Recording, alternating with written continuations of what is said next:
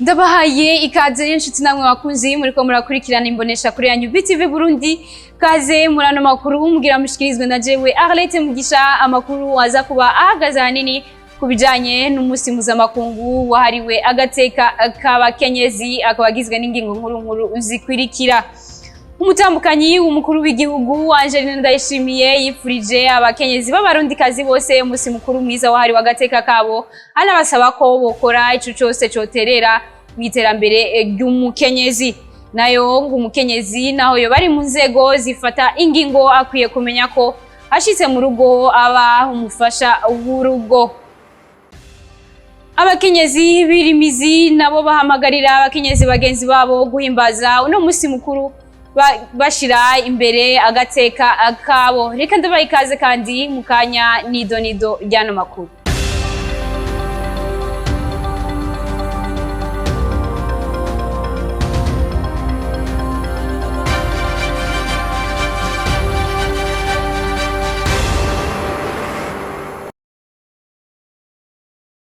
Ndasubiye kubaha ikaze kandi nkuko nari mpejeje kubibamenyesha, umutambukanyi w'umukuru w'igihugu Angeline Ndayishimiye yifurije umusi mukuru mwiza wahariwe agateka k'abakenyezi, abakenyezi bose b'abarundikazi, aho yanabahamagariye kurondera ico cose cotuma iterambere ry'umukenyezi rirama. Reka dukurikirane umutambukanyi w'umukuru w'igihugu.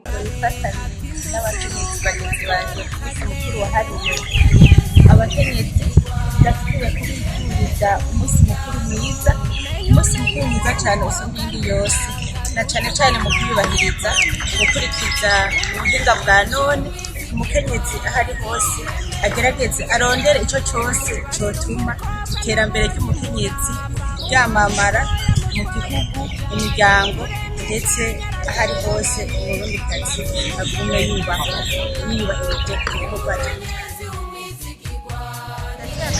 umukenyezi wese ahari hose, na cyane umurundikazi kwiyemera atikumira, yumve ko ubuhinga ngurukanabumenyi uwo ari wese muteza imbere, butaravye ko ari umukenyezi, butaravye ko ari umugabo, ariko umukenyezi nawe vyoba vyiza cyane ko yofata iya mbere. Bizotuma bimufasha kwiteza imbere no guteza imbere igihugu ciwe camwibarutse, niyasesangura akamaro kose kavuye ku buhinga ngurukanabumenyi. Ese rero twifuriza umusi mukuru mwiza. Umukenyezi naho yo bari mu nzego zifata ingingo mu kazi akora, akwiye kumenya ko ashitse mu rugo aba umufasha w'urugo. Ivyo bivugwa na Aime Divine niyo kwizigirwa, umuyobozi w'ubudandaji muri Onatel. Reka nawe tumukurikire. Kuba ufise ico ujejwe mu gihugu ntivyica ico ujejwe mu muryango, kuko inkomoko ya vyose burya ico tuba mu mashirahamwe kenshi birafitaniye isano n'ico tuba turiko turakora mu miryango. Hariho ubumenyi, hakabaho ubwenge, ivyo vyose usiga kimwe muhira gutwara ikindi ku kazi, vyose biragumana. Biragenda neza mu gihe wowe nyene ubifashemwo, ubishizemo uruhara, ubishizemo gushaka, ukavuga uti ibi nzobitondeka uku, ibi nzobikora uku. Ikintu cose kigagira umwanya wacu, ikintu cose kikagira ihangiro wihaye kugira ushobore kurishikako. Ahantu hose harafise umutwe waho. Nk'ubu nka jewe mishamwe nkorera turafise umuyobozi mukuru, uwo ari hejuru niwe duha raporo, niwe amutswa ishirahamwe. No mu muryango aho nubatse ndafise umutware, niwe mukuru w'umuryango. Ivyo rero mu gihe ushobora kubitandukanya ukamenya yuko nk'umukenyezi uhari nk'umufasha, birakorohera mu kuntu uri bukore. Ariko ushoboye kwikanga canke ukibesha ukiyumvira uti ni jewe na nimero ya mbere, ni jewe wa mbere mu rugo, vy'ukuri ntaho ndabibona jewe. Dufatanye nuko nemera Imana, ndemera ko ndumufasha kandi biranezera cane. Uno munsi n'umunsi wahariwe le droit de la femme. Hari abagore bakimerewe nabi, hari abagore bakiriko baragwana. Ahambere niyumvira nuko aho dushitse hari abandi bagore batwitangiye imbere kandi bakoze ibi turiko twe turoroherwamwo, nubwo hakiriho urugendo rurerure. Umwe wese ahari yogira ico akoze, umwe wese ku rwego ariko yogira ico akoze. Ni ukuvuga kuva hasi tukagenda duha uwo hasi agakora ico ashoboye, ahageze agahereza uwo hejuru yiwe, uwo hejuru yiwe agahereza uwundi. Muri ico gihe ibintu vyokoroha, bigatuma vyihuta, hako umwe ahari avuga ati sindabibazwa, uca usanga yishe iyo ngazi twoshobora kudugiriza ko ivyifuzo vyacu n'ibisabo vyacu, kuko twari twifuza yuko amabi akorerwa abakenyezi yogabanuka, abakenyezi bokoroherezwa, abakenyezi boshigikirwa, tugaca tubandanye twizeye yuko mu mwaka uza tuzoba twaratahuye yuko ibi twicayemo turiko turamererwamo neza, hariho ababigwaniye, hariho abakenyezi bagize ico bahagurutse bakavuga ati ibintu ifoko bihinduka, natwe tugira aho duhagurukira tuvuge tuti ibintu birakwiye guhinduka, hama mbese tunagira ico tubikoze ko kugira bihinduke, ntituvuge gusa atabikorwa ariko tuvuge hariho n'ibikorwa bibiherekeza. Abakenyezi babirimizi bo mu ntara ya Bujumbura bahamagarira abakenyezi bagenzi babo guhimbaza n'umunsi mukuru wabahariwe batibagiye gushira imbere agateka kabo. Ni nkuru dukesha mugenzi wacu Jules Verne na Kimana. Umukenyezi mwirimizi arafise ingorane kuko ubuzima bwazimvye no kwiyungunganya bisigaye bigoye biturutse ku mvo zitandukanye. Inzara yabaye ndanse yagwiriye, urabona nk'ubu urashobora gushora ntubona nkako soya kagasombe n'utu tudimu. Aha hari igihe noza ngaragara ataco ufise babinyatse. Urabona nk'ubu manukanya kagatunga ukashubona ngiye gusuma hamuka akazabona nzuko nyene, none wandimba ko wagira umubabaro. Bebwe ubuzima dusanzwe tubayemwo twari dutunzwe n'uwo mwuga w'ibumba. Rero uwo mwuga uno munsi ntacyo udufashije. Nkuko bisanzwe turabikora tukabiturira bikamara igihe ngaho, naho mubona hariho ibyo bakora bakabishora mu gisagara bijya by'amashugwe, kubera navyo nyene ubu bikora abantu benshi, bikoreramwo benshi, turashobora kubimanukana mu gisagara tukamanuka, tumanutse ugataha atana kimugurishije.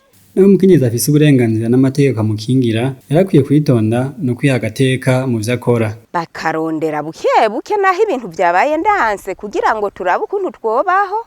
Urabona ubuzima bw'ubu buragoye. Ego utemeye kuruha ntufungura. Mugabo urushe nukuri ibyo ufungura ntubibura, uraronka ibyari byo byose naho tuba dukeye uraturonka. Bikaba byashikirijwe n'abakenyezi bo mu ntara ya Bujumbura mu gihe hariko hahimbazwa umunsi mpuzamakungu wahariwe agateka k'umukenyezi. Tubandanya n'amakuru yahariwe agateka k'abakenyezi. Abakenyezi bari muri site Sobere bateshejwe izabo n'umwuzurira wabateye bamenyesha ko uwo munsi mukuru washitse bugarijwe n'inzara, bagasaba leta ko yokora ibishoboka byose kugira ngo ibasubize mu zabo. Ni nkuru dukesha kandi mugenzi wacu Jules Verne na Kimana. Abakenyezi bateshejwe izabo n'imyuzurire y'amazi beganirijwe muri site ya Sobere bavuga ko umunsi mpuzamakungu wari agateka k'umukenyezi bari basanzwe bawuzi, ndetse baratubwira nuko bawutahura. Uyu ni umunsi mukuru w'abakuru w'abakenyezi. Ndawibaza ko ari umunsi w'abakenyezi nyene mwiza batwiyumviye ko bakatwibuka, ahubwo twoguma dusaba amashirahamwe aguma twitaho badufasha nuko twonataha, kandi ngaha nta buryo dufise turahabangamiriwe. Buru nyene w'abakenyezi kugira tugire ibyishimo ko umunsi neza n'umunsi w'icibutso kiba kidushitse kugira tunezerwe. Ndabitahura neza kuko natwe ca tumva abakenyezi ko dufise ijambo mu butegetsi batwiyumvira ko neza, kuko natwe tuvuga ati igihugu cy'u Burundi kiratwiyumvira. Ariko abakenyezi bavuga ko uwo munsi mpuzamakungu ushitse mu gihe bari mu bukene budasanzwe, ndetse bakifuza no gusubira mu mihana baje bavamwo. Umunsi mukuru ngaha muri site turawuzi kandi turawukunda cyane, ariko uburyo gusa bwo kuwihimbaza hari n'inzara. Ndawishimiye cyane rwose cyane, ndawishimiye cyane. Tahura nyene guhimbaza umunsi mukuru umeze neza atamubabaro, kanezerwa hamwe n'abandi. Ibanki KCB yifatanije n'abakenyezi guhimbaza uwo munsi mukuru wabahariwe mu kurihira abakenyezi bari mu bitaro vya Clinique Prince Louis Rwagasore hamwe na Rwakarede bari bamaze igihe badashobora kuva mu bitaro kuko batagira uburyo bwo kuriha. Ni nkuru ya mugenzi wacu Elvis Munyaneza. Umukenyezi umwizigirwa nikiremesha muvuga. Ako karakanyamuneza k'abakenyezi aho banki KCB yari iramutse itanga imfashanyo kuri uyu wa 8 ntwarante ijanye n'uburyo bwo gufasha abakenyezi bari bavuwe bagakira nibaronke amafaranga yo gusohoka ibitaro. Ibanki KCB isanzwe ifise ihangiro ryo guteza imbere ukungana kw'ibitsina, ikaba yashimye uyu mwaka kugarukira kuri abo bakenyezi. Ibanki KCB yari yatanze iyo mfashanyo ku bitaro Clinique Prince Louis Rwagasore no ku bitaro kwa Khaled kugira ifatanye nabo bakenyezi bashobore guhimbaza umunsi mukuru wahariwe agateka k'abakenyezi bari kumwe n'imiryango yabo nk'uko vyamenyeshejwe n'icegera c'umuyobozi mukuru w'ibanki KCB Leonidas Gatavu. Kuko mubizi iyo umuntu atagira amagara nta terambere rihaba. Iyo umuntu atamagara afise bituma atagiye mu muryango wabo, bituma agira ivyiyumviro bibi, n'abasigaye muhira bitwa ko bari gukora ntibakora neza kuko bafise ivyiyumviro bibi vyuko batari kumwe n'ababo. Rero mu ntumbero yo guteza imbere abantu baho tusanzwe dukorera, twama tugerageza kuraba ico KCB yofasha kugira ngo ubuzima bw'abantu bubandanye butera imbere, kuko turazi yuko n'abakiriya bacu badafise amagara ntibo badanya bakora neza, kandi muri aba bose ari abasanzwe ari abakiriya bacu n'abadasanzwe ari abakiriya bacu n'abarundi bakeneye guteza imbere igihugu cacu c'u Burundi, kuko igihugu giteye imbere ni banki bandanye itera imbere kandi n'amagara y'abantu akabandanya atera imbere. Tugomba kwama dufashanya rero muri vyose ico dushobora, ko si muri ibi gusa, si uwo munsi gusa nk'uko yabivuze, no hanyuma turonse uburyo turonse akanya tuzoraba ikindi dusubira gufasha kugira ngo abarundi babandanye batera imbere, babandanye bagira amagara meza. Umuyobozi ajejwe ivy'amagara ku bitaro kwa Khaled Mbonicura Jean Claude arashima iyo mfashanyo yatanzwe ni banki KCB.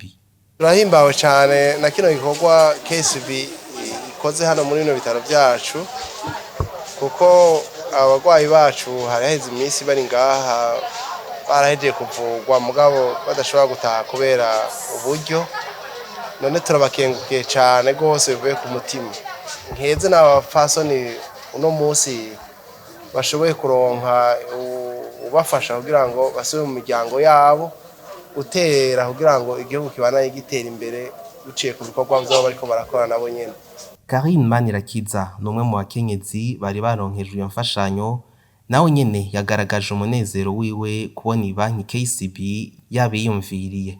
Ndakenguruse je naje ngaha ngwaye kandi ndemvye cyane, nta buryo nari mfise kuko umufasha wanje nta karaka yari afise, yarakwijije amezi 9 ashemerereye. Hama naho biruko umumere yaranzanye anshikanye ngano kuri abaganga banyakiye, barakoze igikorwa ciza cyane, Imana ibahezagire. Barankwirikiranye bikwiye, baramvura ndakira, none ubu numva mitende.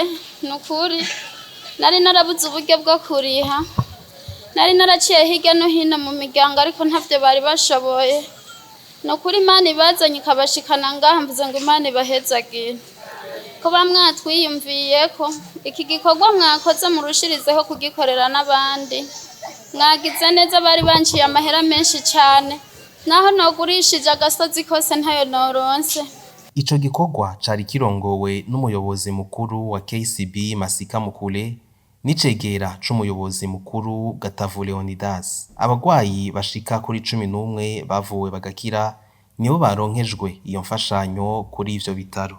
Elvis Munyaneza, reka nawe ndagushimire. Tubandanya, inzu y'ubudandaji Dream House yatanze agashimwe ku mukenyezi yasindiye ihiganwa ryitiriwe umwamikazi na Dream House, ngo agashimwe yahawe kakaba kazomufasha mu iterambere ry'ubuhinga ngurukana bumenyi ku mukenyezi. Reka tuyikurikirane. Umunsi mukuru twashatse gushiraho na cane mu gutera intege abigeme canke abakenyezi mu kugira bashike ku iterambere nyaryo, bakoresheje na cane ubuhinga tugezemwo. Murabona technology igeze kure, natwe rero urashobora gutunga telefone hanyuma ugashobora gukora business yawe, urashobora gutunga routeur kubera connection, kubera internet, ugashobora gukora business yawe uburi kwisi yose. Mbese ni kuvuga rero hari abakenyezi benshi basuzugura ivyo bintu, bakibaza yuko peut-être nta muntu yotera imbere kubera telefone, nta muntu yotera imbere kubera modem canke routeur. Iyo ufise telefone idafotora neza, ugafotora umuntu wamukoreye makeup, nivyatira abantu, nibikwega abantu. Rero umugambi wanje siga makeup, ariko ntizikundwa n'abantu cyane kuko nta telefone nziza yo kufotora nari ifise. Rero niyo mpamvu nabonye ukuntu baduhamagaye bavuze muri Dream House, numva ndabishatse, numva hamwe no ironka yogisha Maria mu buzima. Umukenyezi wa mbere yashoboye kuronka amava menshi, bimwe tuvuga ngo ama like, baragenda ku rubuga rwa Facebook aho yashize umugambi wiwe hamwe n'ifoto yiwe, hanyuma bagashirako bati like canke j'aime, hanyuma tuca duharura amajwi menshi kuwa mbere n'uwa kabiri, ni kuvuga nibo ba mbere bafise amajwi menshi muri iri higanwa, aho uwa gatatu twashoboye kuraba ifoto yakunzwe cyane yarabye gose n'abantu bashika ku 150. Hanyuma uwa kane twaravye uwatanze umugambi mwiza cyane usomye, umva yuko umugambi wiwe utandukanye na myinshi yagiye isa kubashoboye kuba bari muri iryo higanwa bagera ku 135. Ubu ndibaza aho ngiye gutera imbere kuko abantu benshi bazoza barangana baravye ibikorwa vyanje nzoba nkora. En plus de ça, ndi tiktokeuse, ndakora ama video ya TikTok, vyomfasha nawe ndayakora ama video adasa neza, abantu batayakunda adasa neza cyane, ariko ubu ndumva ni avantage kuri jewe. Umukenyezi arashobora cyane gutera imbere akoresheje itelefone mu kwidandariza utwiwe, canke mbere hari abazikoresha mu kwiga amashure. Nta masibe hagihari, uraja kuri telefone ugagira des recherches, urashobora kuba ku isi yose ukaronka ikintu cyose wifuza utarinze kuva hano mu Burundi, ariko ukoresheje internet nayo uyironka kubera iyo telefone, kubera iyo hauteur, eka kubera utwo tuntu twinshi uzosanga muri Dream House. Tubandanye n'amakuru yacu mu gisata c'imyidagaduro. Abakenyezi bari muri ico gisata bakoranye urukuru no musi mu ntumbero yo guhimbaza umusi mukuru wabahariwe, na cyane cyane bigishanya ico bokora kugira ngo baterere mu iterambere ry'igihugu. Ni nkuru ya mugenzi wacu Ange Sharissa Nzeyimana. Nk'uko uyu munsi hahimbaza umunsi mpuzamakungu wahariwe hagati y'abakenyezi, ishyirahamwe ry'abarinzi mu Burundi Amakuru Kuri Betv ryatunganije ukusangirira hamwe kw'abakenyezi basanzwe bakora mu gisata c'imyidagaduro, na cane cane abakenyezi bakora umwuga wo kuririmba. Kimana Edisten arongoye iryo shirahamwe avuga ko intumbero nyamukuru ari kwibutsanya ico bari nico bashoboye guterera mu iterambere ry'igihugu cacu. Uno munsi wahariwe hagati y'abakenyezi twashatse kuhimbaza hamwe n'abartiste bo mu Burundi benshi twashoboye kuronka.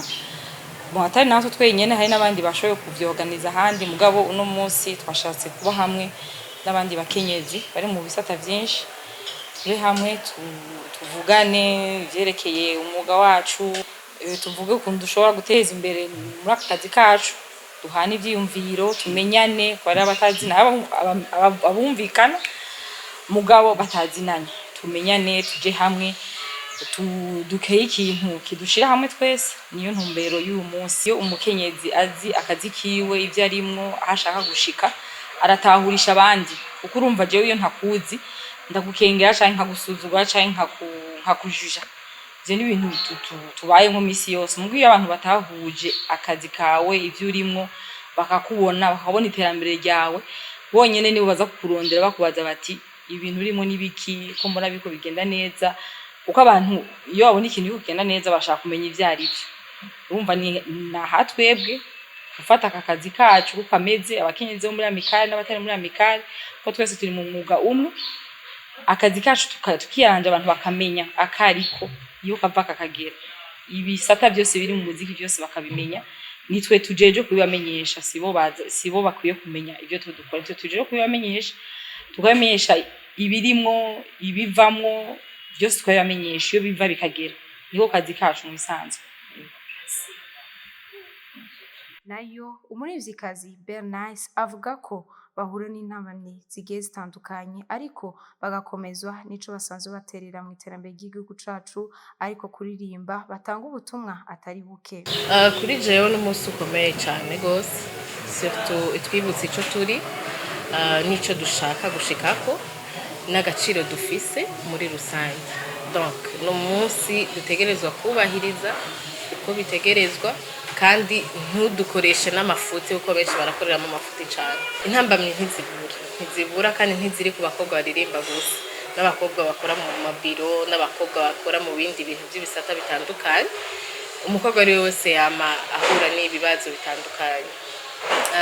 Buri mukenyezi wari wese ahari, naho yoba ari umuntu ameze gute, arafise ama challenge yiwe agenda arahura nayo.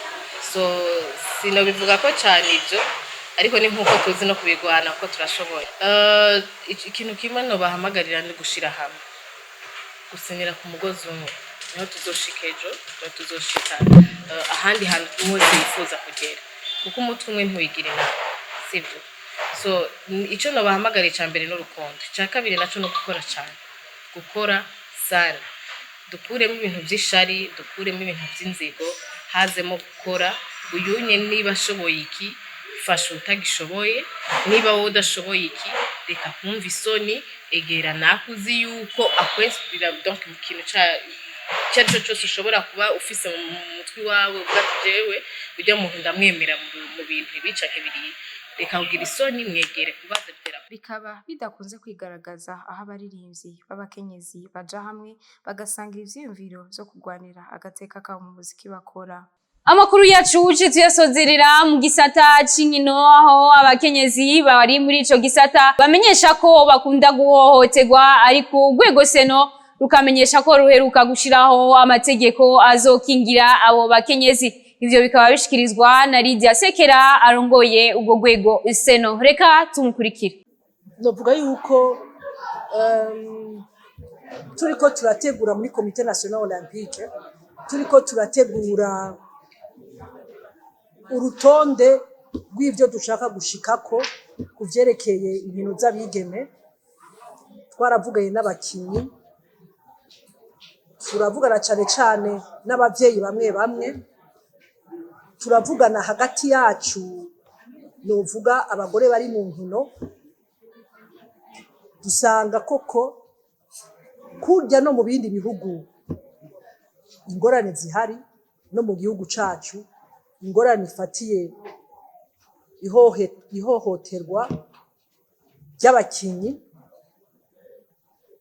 rirahari, bifatiye ku gitsina canke ku rindi hohoterwa risanzwe.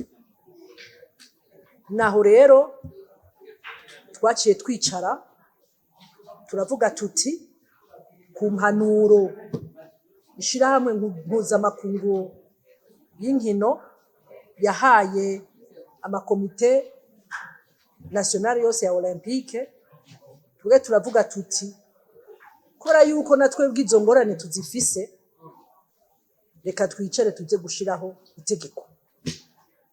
itegeko rihagaze cane ku nyifato umuyobozi canke umumenyereza arinda gukora imbere y'abakinyi. Muri iryo tegeko hariho inyifato, hakabaho n'ibihano.